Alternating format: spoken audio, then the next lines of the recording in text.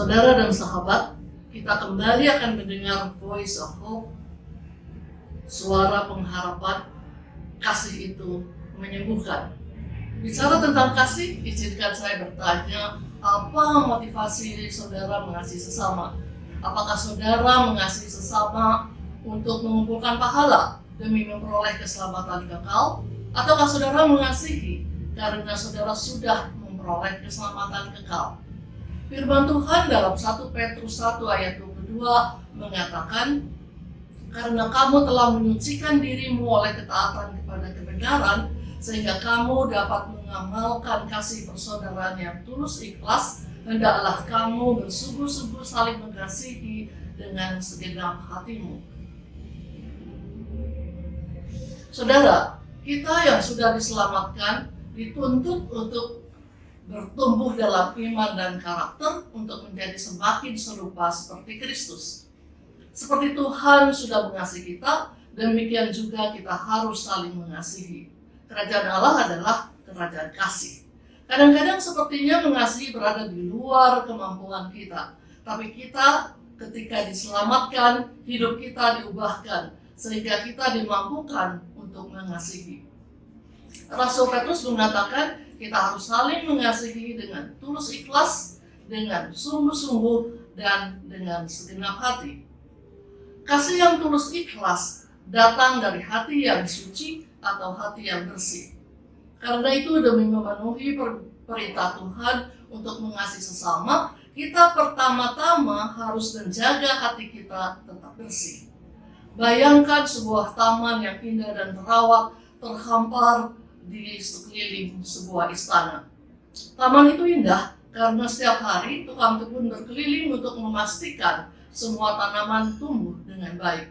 Tukang kebun membawa sebuah keranjang dan mencabuti rumput-rumput liar yang tumbuh. Dengan cara yang sama, hati kita harus dijaga tetap bersih dengan sungguh-sungguh. Setiap hari kita harus menyelidiki hati kita. Apakah ada rumput liar kebencian, sakit hati, atau dendam yang tumbuh? Jika kita konsisten mencabuti rumput liar itu dari hati kita, maka kita akan menjaga batin kita tetap bersih. Sehingga kita akan mampu mengasihi sesama dengan sungguh-sungguh. Selanjutnya kita harus saling mengasihi dengan segenap hati. Saya ingin mengambil satu kisah dari kitab Perjanjian Lama sebagai contoh, yaitu kisah kasih Rut kepada Naomi. Keputusan Rut untuk meninggalkan negerinya dan bangsanya untuk menyertai Naomi mertuanya pulang ke Yehuda mencerminkan kasih dengan segenap hati. Kata-kata Rut di dalam kitab Rut 1 ayat 16 menjadi sangat populer. Kemana engkau pergi? Ke situ jugalah aku pergi. Dan di mana engkau bermalam? Di situ jugalah aku bermalam. Bangsamulah bangsaku dan Allahmulah Allahku. Kata-katanya itu memperlihatkan betapa dalam kasih dan kesetiaan Rut kepada Naomi. Ia memilih untuk mengorbankan kepentingan dan kenyamanan dirinya demi merawat Naomi. Sikap Rut yang tidak mementingkan diri sendiri dan dedikasinya kepada mertuanya menimbulkan kekaguman dari masyarakat di sekeliling mereka. Rut kemudian dipilih menjadi istri Boas, seorang kerabat Naomi, dan kemudian melahirkan Obed yang menjadi kakek dari Raja Daud. Sehingga Rut berada di dalam silsilah Yesus Kristus. Itu adalah bonus berkat dan dari Tuhan karena ia mengasihi dengan segenap hati. Saudara, kisah yang indah tentang kasih, kesetiaan, dan penebusan ini dapat dijadikan teladan tentang pentingnya saling mengasihi dengan tulus ikhlas, dengan sungguh-sungguh, dan dengan segenap hati. Amin.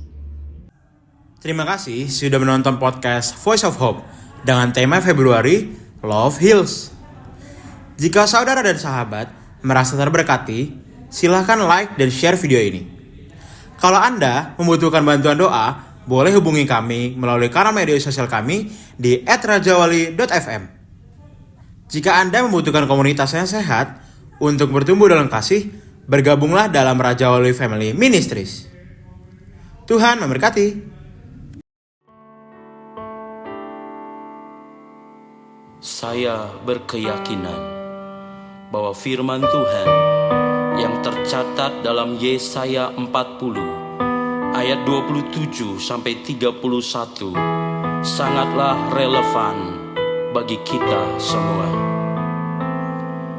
Mengapakah engkau berkata, hai umat Tuhan, hidupku tersembunyi dari Tuhan dan hakku tidak diperhatikan Allahku? Tidakkah kau tahu dan tidakkah kau dengar? Tuhan ialah Allah kekal yang menciptakan bumi dari ujung ke ujung. Ia tidak menjadi lelah dan tidak menjadi lesu, tidak terduga pengertiannya. Dia memberi kekuatan kepada yang lelah dan menambah semangat kepada yang tiada berdaya. Orang-orang muda menjadi lelah dan lesu, dan teruna-teruna jatuh tersandung. Tetapi orang-orang yang menanti-nantikan Tuhan mendapat kekuatan baru. Mereka seumpama Raja Wali yang naik terbang dengan kekuatan sayapnya. Mereka berlari dan tidak menjadi lesu.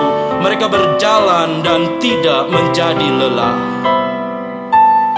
Jadi, kalau ada di antara kita yang sedang lelah, lesu, bahkan jatuh tersandung, jangan ragu-ragu dan jangan tunda-tunda. Segeralah datang kepada Tuhan Yesus. Percayalah, Dia mau dan mampu membaharui, memulihkan, dan mengubahkan kehidupan kita semua.